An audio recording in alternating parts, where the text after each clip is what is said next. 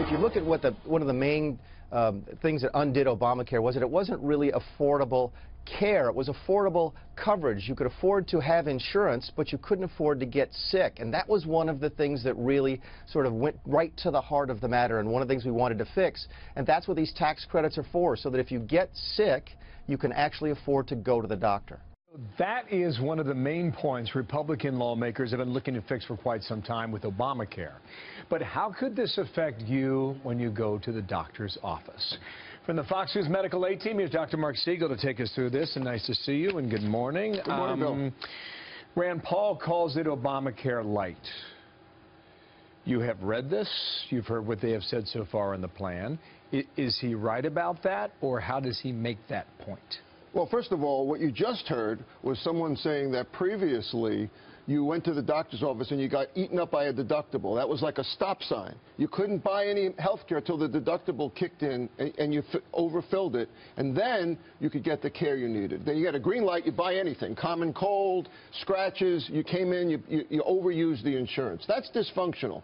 It's being replaced by tax credits. But what Rand Paul is saying is, wait a minute, it's going to cost the government just as much money as before. And that's why he's calling it Obamacare light, Bill. He's saying, look, $16 billion were used for high-risk pools before, for the pre-existing conditions. $64 billion were used to subsidize the exchanges. Well, in between that number, $16 billion and $64 billion, is going to be money we're going to spend on tax credits now. Here's where he's wrong, and here's what the difference is. Senator Paul is wrong. I think Senator Paul is not considering.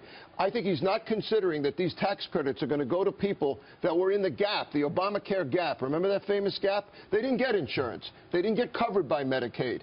They made a little bit too much, and they didn't want the individual mandate. They said, I'm going to pay the tax penalty. I'm not going to get insurance. I can't really afford it. My lifestyle won't afford it. Now we're giving the money, and we're saying, here's money. Use it to buy a product that works for you. It won't be overregulated. It won't be full of all these bells and whistles. It won't be high deductibles. It can even be catastrophic insurance, something that you need for a rainy day.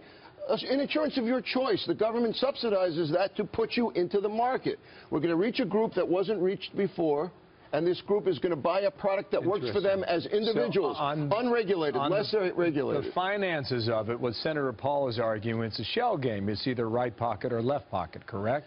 And you're arguing that is not the case. Because an individual mandate is unethical. Because you can't, I've never believed you should force people to buy a product that doesn't guarantee you the care that you're promising.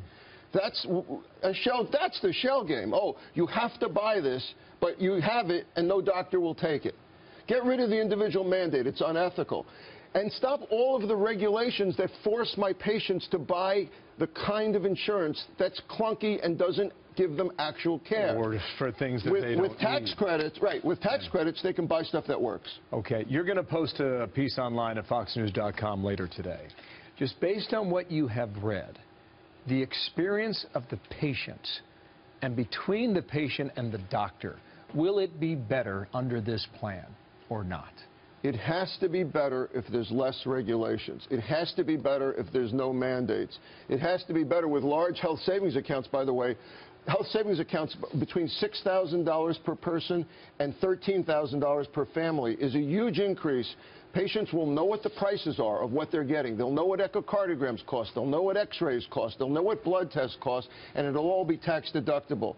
That brings it back, as Dr. Price says, to the doctor and the patient. I will help my patient negotiate the health care system, and insurance won't be that big force in the room anymore. Listen, thanks for taking us through that. We'll look for your piece online, too. Big improvement, all right? So that's if they can compromise in Congress. Thumbs up so far from you, okay? Thank you, Doctor. I got to compromise. Mark Siegel. Good to see you. Shannon.